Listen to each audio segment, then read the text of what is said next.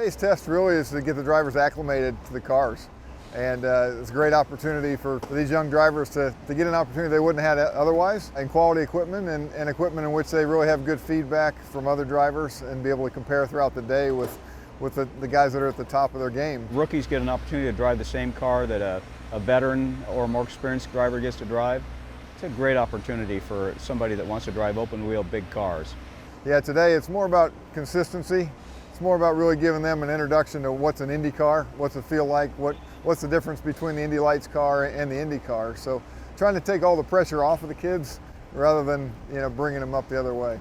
It's just a big step in regards to the Indy Lights car does train you in some ways, but nothing can really prep you for this amount of downforce. The briefing, what it entailed was quite a bit of activity. We got him to the building, to our shop in Indianapolis. He spent quite a bit of time with the engineers, with the guys on the floor, certainly being ready to and prepared to drive the car in advance of arriving here. We did pretty much all the homework we could, looking over everything, spent a lot of time in the gym getting ready for it, and I went to the shop with them and looked over lots of data and lots of video, spent some time with the engineers and Will. You can only be so prepared before you just have to go out there and feel the car and feel it for yourself. With Spencer, it's been really much more of a, hey, enjoy today. Take what you can out of it. Don't try and prove yourself. Just come here and try and understand what an Indy car is about and what it's really like outside the car to interact with the engineering group and the amount of resources and support that are going to be with you all day. You've got to be part of that process as well. What we want them to do is really understand what the balance is. We put our IndyCar driver in the beginning to really set a datum for them to understand, okay, this car is balanced, it's comfortable, and that's part of really starting out with a good solid foundation. Yeah, it was really cool. Because the speed is the first thing you notice when you put your foot down. It's got a lot of horsepower, and having to readjust my timing of my, the turn-in points. Because last time I drove here was in a Pro Mazda, which is quite a lot slower than an Indy car. So, going through the S's, I found myself turning in a bit late for the first couple laps. You have to just adjust. Everything's coming at you so much quicker. Everything happens so much faster. It's almost like you're back in go-karting, but in a shifter car. Still the same fundamentals, but it's a whole different speed. Yeah, it was crazy. It was so much fun. it definitely blew me away, for sure. Obviously I've been training through the Mazda Road to Indy my whole life for this moment, I guess, and yeah, to get out there and finally do it. I was prepared. I felt like I got up to speed reasonably quickly, but yeah, definitely blew my pants off. It's definitely a quick car. I'd say the biggest difference is probably just the physical load of the car. The steering weight's very heavy compared to an Indy Lights car. A lot of G-forces, a lot of weight through the neck. So that's probably the biggest thing you notice. You get used to the speed fairly quickly, but after a few laps, you can really start feeling your arms and your neck.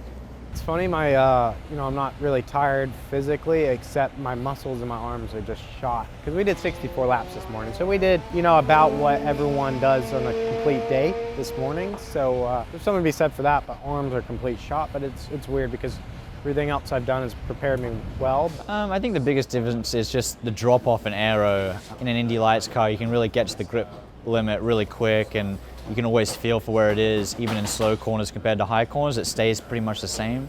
But this car, you can feel it, like when you brake into a brake zone, you have a lot of grip, and as the car slows down, it loses so much grip just because there's no air on the wings. So it just shows how much these cars rely on that aero to really push the car on the ground and how much grip it actually gives you. And it's so much more drastic in these cars. So getting used to that drop-off and increase of aero grip was the hardest thing for me. It's a bit different when you come into the pit stall and there's 10 guys that come to the car. Not used to that, but they've done a great job working with me and making me feel very comfortable within the team. And we went through a few changes. They were interested in my feedback as I was interested in feeling out the different changes. If their feedback's good, we'll continue to make changes to the car to try and keep them at least in their comfort zone, but also try and understand what it is that we can learn coming here, whether it's fuel maps, fuel mileage, the differences in what the changes make in terms of the aerodynamic balance of the car, the mechanical balance of the car. They're listening, and even though I might not be the same pace as Scott yet, we're at a point where they're still making adjustments and we're getting better and we're making the car better and we're moving in the right direction. So it's full-on effort. Some drivers really work hard with the engineer to make the car better. Some race drivers try to carry the car around the racetrack on their own. I'm not used to them seeing everything as I'm out driving actually on the track. So by the time I get back to the pits, they already know what happened out on the track, and I don't have to tell them. So I can't really lie about them lie about anything to them because they're going to know. So I guess that's probably the biggest thing, is just they know straight away, and yeah, some of the onus is taken off me. What we try to do is we try to make sure the driver understands the resource that we have here with the engineers, the support engineers, the other race drivers, and then in combination with that, out of the race car, between runs. The faster a race driver learns to do that, the faster he's going to move up the grid.